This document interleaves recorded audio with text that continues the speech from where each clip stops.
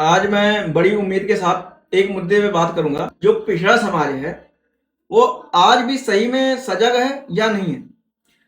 पूरे भारत में आज के समय में जब से ये यूपीएससी का एग्जाम हुआ 2026 का रिजल्ट आया, उससे पता चल रहा है कि पूरे भारत में इस समय सबसे ज्यादा जो जातिवादी का सिस्टम है वो चालू हो गया है।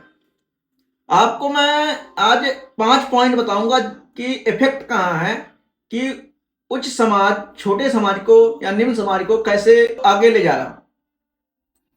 आप बात कर लो, भारत में 28 राज्य हैं, उसकी कैपिटल ले लो, उसके जितने मजिस्ट्रेट होंगे, मैक्सिमम मजिस्ट्रेट वहां पे सबसे ज्यादा जनरल समाज के होंगे, जनरल कैटेगरी के होंगे। और सरकार बात करती है बराबरी का कि ये समाज बराबर है। दूसरी बात कर लो, आप जितने भी नेता मंत्री विधायक होंगे, सांसद होंगे, सब उच्च समाज, जितने पूरे भारत में जितने भी हैं मैक्सिमम उच्च समाज से ही हैं। तीसरी बात ये कर लो, अगर छोटे समाज का कोई भी नेता मंत्री है या विधायक है, अपनी बात संसद या सदन में रखता है, तो उसको जो छोटे छोटे ग्रुप बनाए गए उच्च समाज से, करणी सेना जैसी बात कर लो और ग्रुप जैसी बात कर लो, कई ग्रुप है, मैं एक विशेष ग्रुप की बात नहीं कर रहा हूं, लेकिन उनसे दबाव डलवाया जाएगा कि ये समाज, धमकाया जाएगा छोटे समाज को कि आप अपनी बातें को रखो मत, की क्योंकि आप आगे हो जाओगे तो हमारा कोई सुनेगा नहीं। छोटे समाज को हमेशा दबा के रखना है।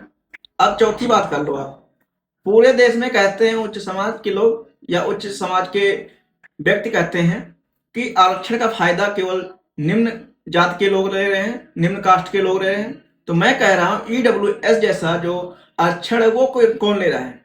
सबसे ज्यादा फायदा आरक्षण का आज के समय में उच्च समाज ले रहा है। इसका भी जानकारी छोटे समाज को इसलिए नहीं है ना, क्योंकि वो उतने पढ़े लिखे नहीं है और आरक्षण का विरोध भी वही करते हैं।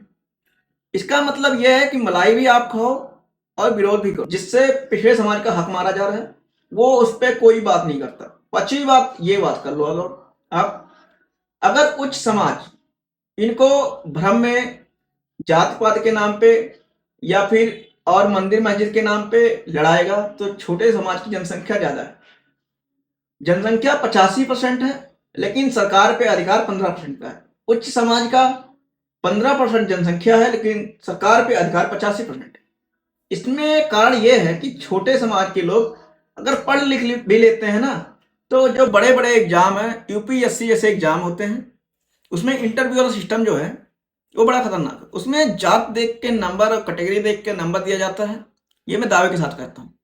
दावे के साथ इसलिए कहता हूँ क्योंकि लोग जो बैठे हुए हैं ना सरकार में, उन्हीं के मैक्सिमम, तो वो लोग उनको आगे नहीं बढ़ना देंगे ना, आगे बढ़ने की कोशिश ये लोग करते हैं, तो उनको रोकने के लिए वो बैठे हैं वहां, उसमें कोई दो राय नहीं है।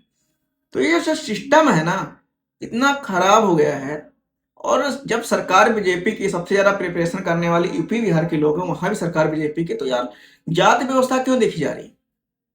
जाति व्यवस्था इसलिए देखी जा रही है कि जिसकी जनसंख्या ज्यादा है उसको केवल वोट का काम करवाने के लिए रखा गया। ये तो गलत है ना, ये सरकार पे सीधा सवाल है और जिम्मेदार इसके सरकार ही है।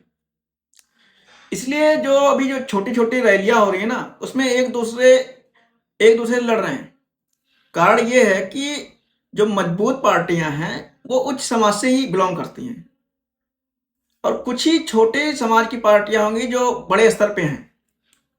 इसका मतलब यह है कि आप हर तरफ से दबाव बनाएंगे, कब तक छोटा समाज उसका सहारा लेगा और कब तक आगे नहीं बढ़ेगा?